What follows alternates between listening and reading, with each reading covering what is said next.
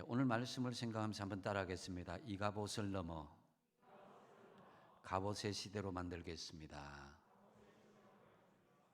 아멘. 작은 나라로서 자기들이 세계에서 중심으로 생각하는 나라, 아주 중요한 나라가 있는데요. 바로 이스라엘입니다.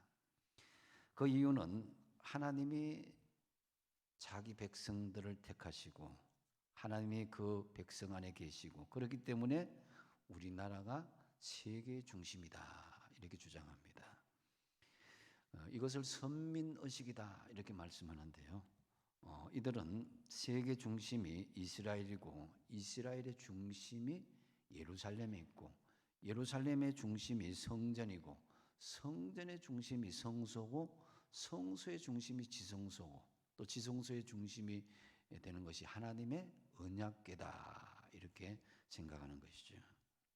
이스라엘 백성들은 이 언약궤만 앞장서서 세우면 전쟁에서 어디를 가든지 이길 것이다 라고 여기며 언약궤를 앞세우고 전쟁터로 나아갔습니다.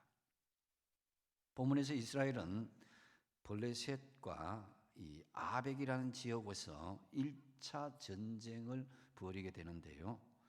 그런데 4,000명이 전사를 하게 됩니다.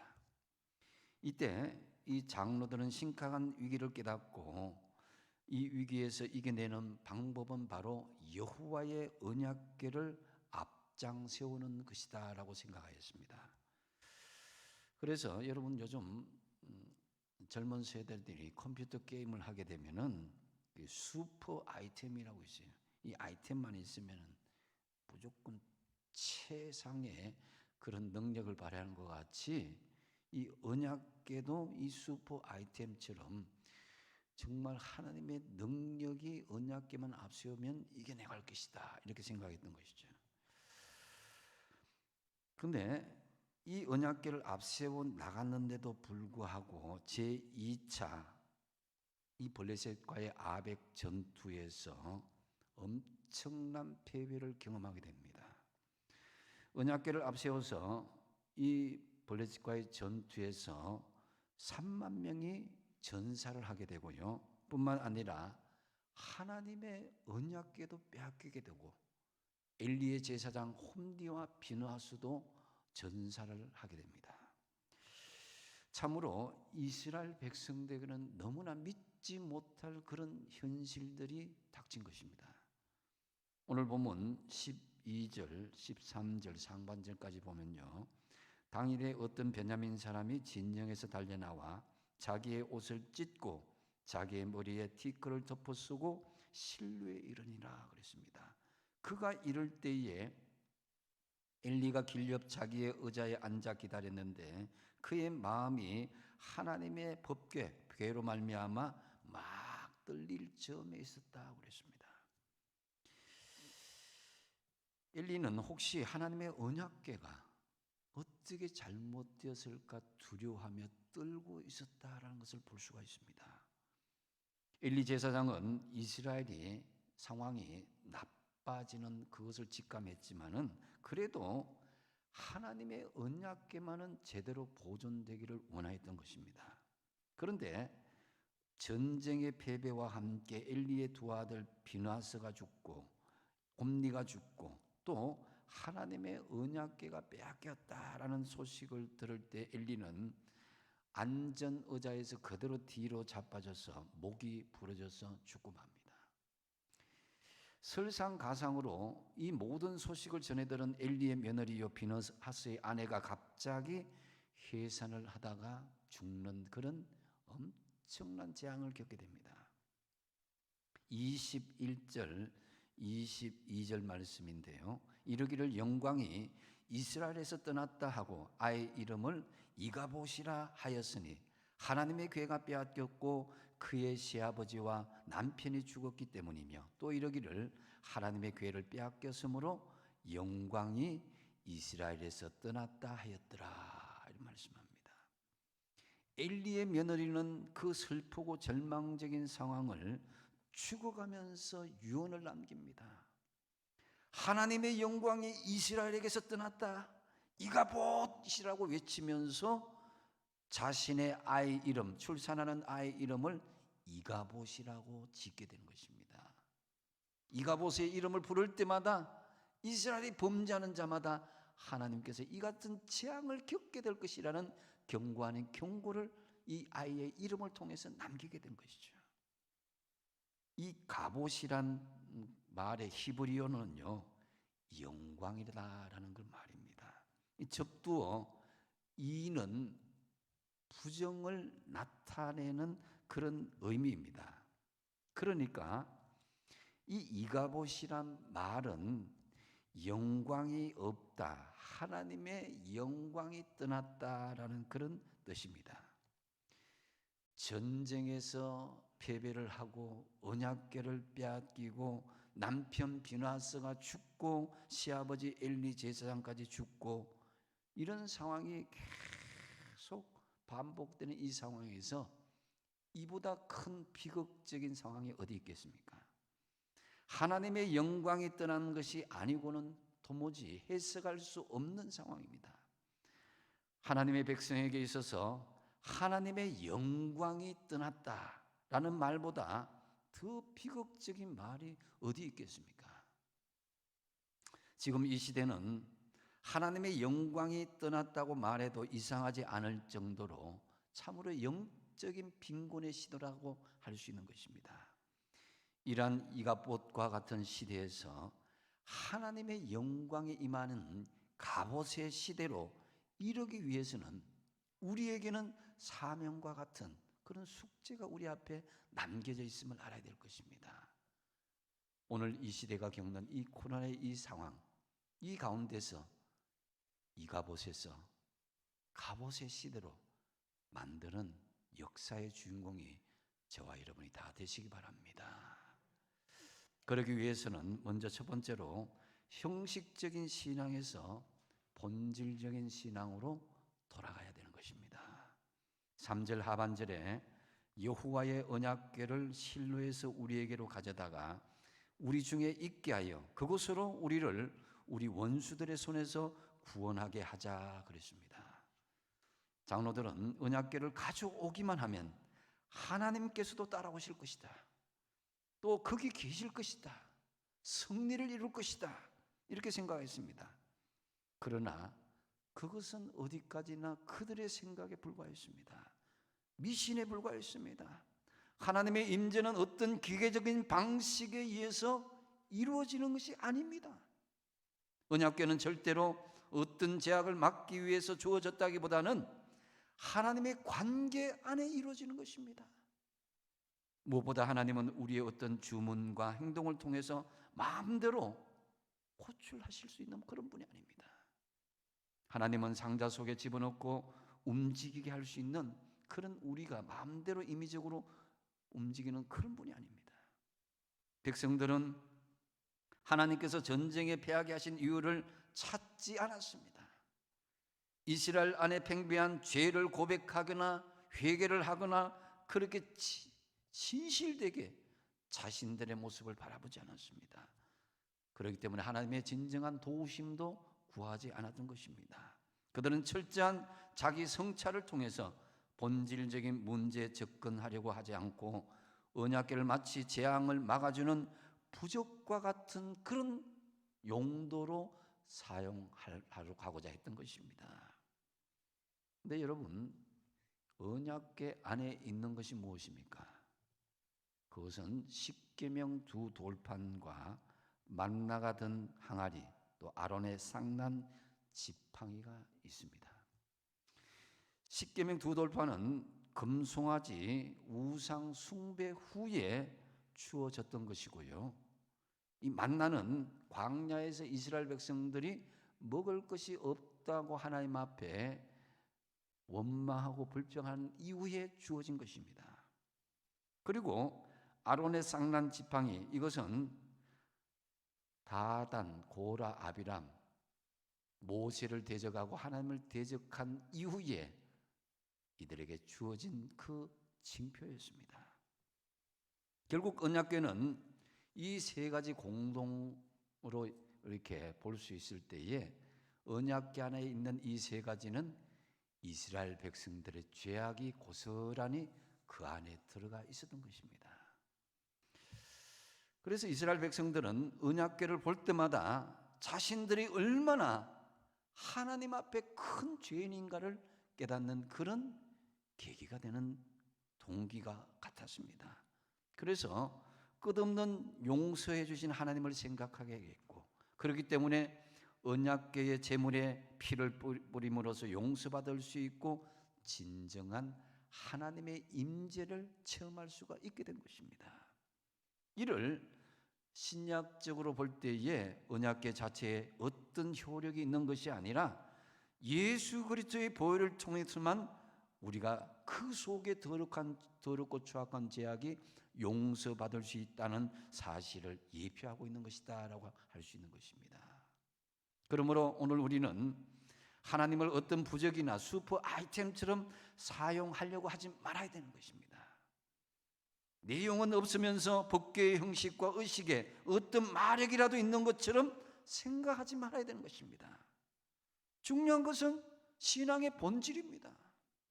하나님과의 관계입니다. 하나님이 함께 하시고 하나님이 우리와 관계하실 때에 진정한 언약의 역사가 이루어지는 것인데, 만약에 하나님이 함께 하시고 우리가 그 관계를 맺지 않으면 그 언약궤는 괴짝에 불과한 것입니다. 본질로 돌아가는 우리의 신앙이 되시기 바랍니다. 우리에게 어떤 제사의 형식, 우리에게 보여지는 어떤 외형적인 믿음의 모양들, 이것보다도 우리 주님이 진정으로 원하는 것은 나는 완벽하게 보이는 그런 의인을 원하는 것이 아니라, 하나님, 나는 죽을 수밖에 없는 더럽고 추악한 죄인입니다. 그 죄인을 우리 주님께서 부르러 왔다는 것입니다.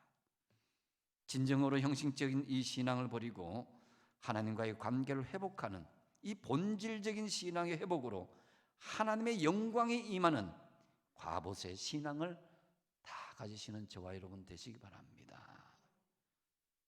두 번째로, 끝까지 영적인 분별력을 가질 수 있어야 되는 것입니다. 엘리 제사장은 영적인 분별력을 잃은 상태임을 볼 수가 있습니다. 오늘 본문 15절 하반절에 보니까 그의 눈이 어두워서 보지 못하더라. 18절 하반절에 나이가 많고 비대한 까닭이라 이렇게 말씀합니다.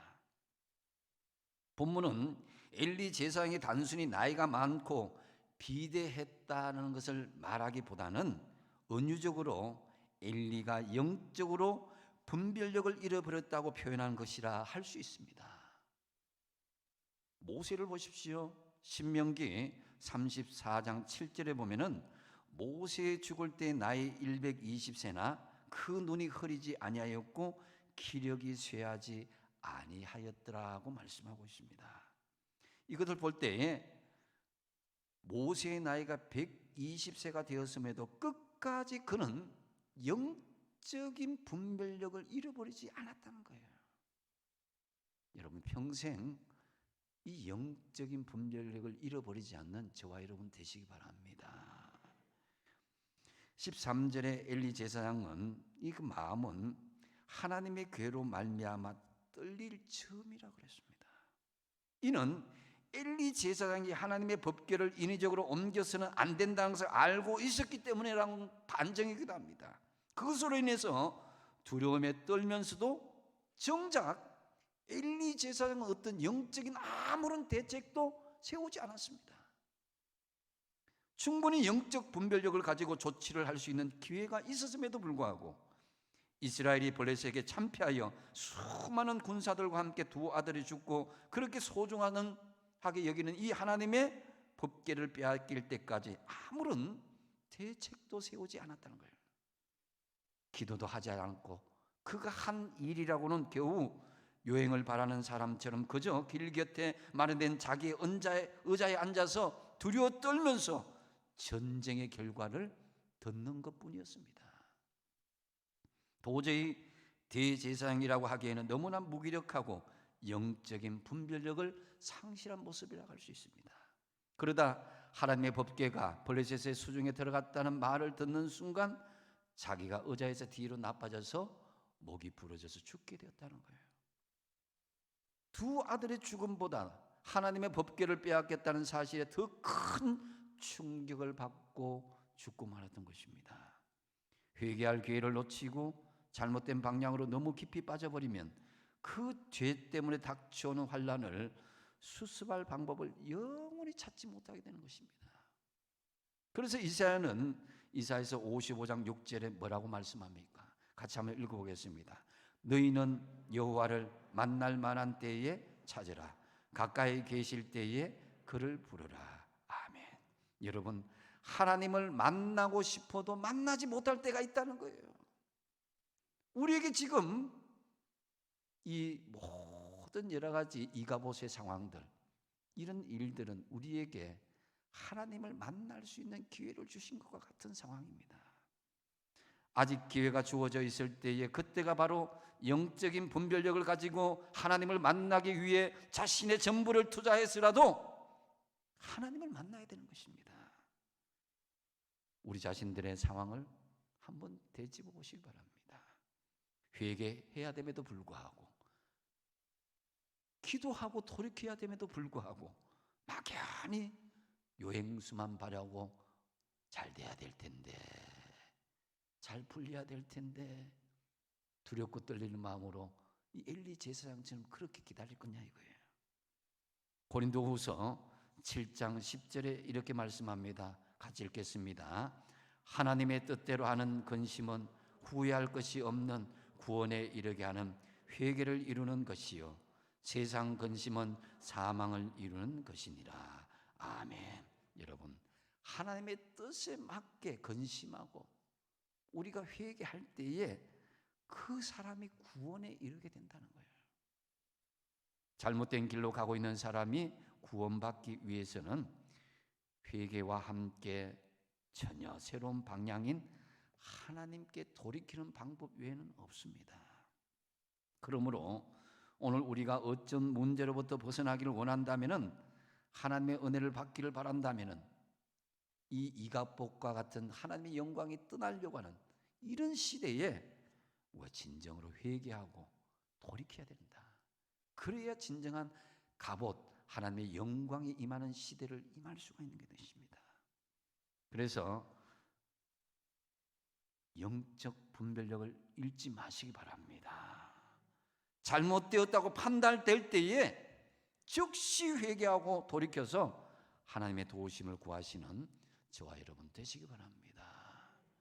또 세 번째로 한번 따라하겠습니다. 내가 하나님의 임재를 주재하는 제사장이다. 22절에 보면은 하나님의 괴를 빼앗겼으므로 영광이 이스라엘에서 떠났다 하였더라 그랬습니다. 왜 하나님의 언약궤를 빼앗기고 왜 그 영광이 이스라엘에게서 떠나게 된 것인가? 그것은 바로 자신들의 하나님의 영광의 임재를 주재하는 제사장이라는 의식이 부족했기 때문입니다. 자신이 하나님의 그 임재를 체험하고 그 임재를 이루는 그런 통로라는 그런 이 정체성을 분명히 가졌더라면은 이러한 결과는 낳지 않았을 것이다 라는 거예요. 베드로전서 2장 9절 상반절 같이 읽겠습니다. 시작. 너희는 택하신 족속이요 왕같은 제사장들이요. 할렐루야. 우리는 보통 백성이 아니라 하나님께서 택하신 백성이란 거예요. 우리는 그 많은 사람 중에 특별한 택함을 받고 지명받은 하나님의 백성들입니다. 그리고 우리가 십자가에 못 박히신 예수 그리스도를 믿는 즉시 우리에게 엄청난 신분의 변화가 오게 되는 것인데, 가장 중요한 것은 우리가 입고 있는 더러운 죄의 옷을 벗겨버리고 그리스도로 흠없고 티 없는 영광스러운 의의 새 옷이 입혀진다는 것입니다. 그래서 그것이 바로 의로운 가장 제사장 중에 존귀한 왕같은 제사장의 신분으로 하나님께서 우리를 격상시켜 주신다는 것입니다. 여기서 왕같은 제사장이란 구약의 제사장들이 짐승의 피를 가지고 이 언약궤에서 하나님 앞에 속죄 제사를 드리기도 하였는데요, 우리는 예수 그리스도의 보혈로 하나님의 은혜의 보좌 앞에 곧바로 나아가는 가장 존귀한 왕 같은 제사장인 것을 믿으시기 바랍니다. 엘리 가문이 하나님의 영광이 떠난 이가봇이 된 이유가 무엇인가? 여러 가지 이유가 있지만은 엘리 가문이 하나님의 제사장이라는 그런 의식이 부족했다는 거예요. 그냥 세상 사람들처럼, 아니 그 이상으로 하나님을 멸시하고 제사장직을 스스로 능멸한 모습을 볼 수가 있습니다. 성경에서 엘리 가문을 고발하는 내용을 보면요, 사무엘상 2장에 보면 다 알 수가 있습니다. 사무엘상 2장 12절에 엘리의 아들은 행실이 나빠서 제사장임에도 여호와를 알지 못하더라고 그랬습니다. 안다는 것은 지식적인 이 알미 아니라 하나님과의 관계에서 오는 알을 이야기하는 거예요.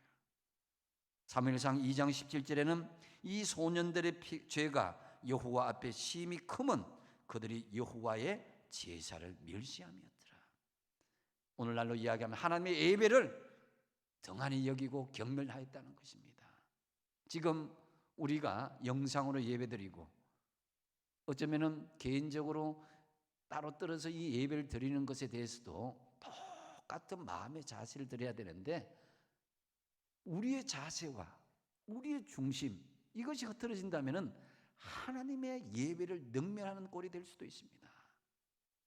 그리고 사무엘상 2장 22절 보면은 엘리가 매우 늙었더니 그의 아들들이 온 이스라엘에게 행한 모든 일과 회막문에서 수종드는 여인들과 동침하였다고 기록하고 있습니다. 엘리 제사장의 두 아들 홈리와 비느하스는 하나님을 알지도 못했고 하나님의 제사를 멸시하였고 성전에서 수종드는 여인과 동침하는 끔찍한 죄를 저질렀습니다. 그럼에도 불구하고 그 아버지 엘리 제사장은 그들에게 제대로 된 훈계를 하지 않고 그렇게 되면 안 된다, 그렇게 되면 큰일 난다, 이 정도였습니다. 아버지도 아들들도 바로 하나님의 영광을 임하게 하는 제사장 의식이 부족했던 것입니다. 그 결과가 하나님의 영광이 떠나가는 이가봇의 결과로 나타났던 것입니다. 하나님의 영광이 떠난 이가봇에서 그런 가운데서도 여러분, 사무엘은 하나님의 영광이 임하는 가봇의 상황을 만든 것을 볼 수가 있습니다. 사무엘상 2장 11절 말씀에 보니까 엘가나는 라마의 자기 집으로 돌아가고, 자기 아버지죠, 그죠? 그 아이 사무엘은 제사장 엘리 앞에서 여호와를 섬겼다고 그랬습니다. 사무엘상 2장 18절 말씀에 보니까 사무엘은 어렸을 때에 세마포 에봇을 입고 여호와 앞에서 섬겼더라고 또한 말씀하고 있고요. 사무엘상 2장 21절에 보니까 아이 사무엘은 여호와 앞에서 자랐다라고 말씀하고 있습니다. 하나님 앞에서 섬기고 하나님 앞에서 자란 사무엘, 아무리 그 상황이 절망적이고 이가봇과 같은 상황일지라도 본인이 그 가봇의 상황을 만들 수도 있음을 사무엘을 통해서 우리는 보여주고 있습니다. 그렇기 때문에 여러분, 사무엘이 이 하나님 앞에 제사를 드리고 자신의 정체성을 잘 깨달았을 때에 하나님의 관계가 늘 이어졌고 자신을 통해서 이스라엘 백성들에게 큰 영적인 영향력, 하나님의 영광을 펼쳐나갈 수 있는 가봇의 시대를 열어갈 수가 있었던 것입니다. 그래서 여러분, 이 상황들이, 이 가봇의 상황들이 가봇의 상황으로 역전시킬 수 있는 사람 누구냐? 제사장인 나 자신을 통해서 하나님은 우리에게 그 사명을 임하여 주신 줄로 믿으시기 바랍니다. 여러분을 통해서 예배가 회복되고 여러분을 통해서 중보기도, 말씀이 회복되는 이런 능력이 나타나서 내가 가는 곳에 예수의 복음이 흘러가고 세상에 선한 영향력을 끼칠 수 있는 이 제사장의 정체성을 회복할 때에 이가봇이 가봇의 시대로 변화될 것입니다. 참으로 이 하나님의 영광이 떠나가는 것과 같은 이가봇과 같은 이 어려운 시대에 하나님의 영광에 임하는 갑옷의 시대를 열어가는 역사의 주인공들이 다 되시기 바랍니다. 기도하겠습니다.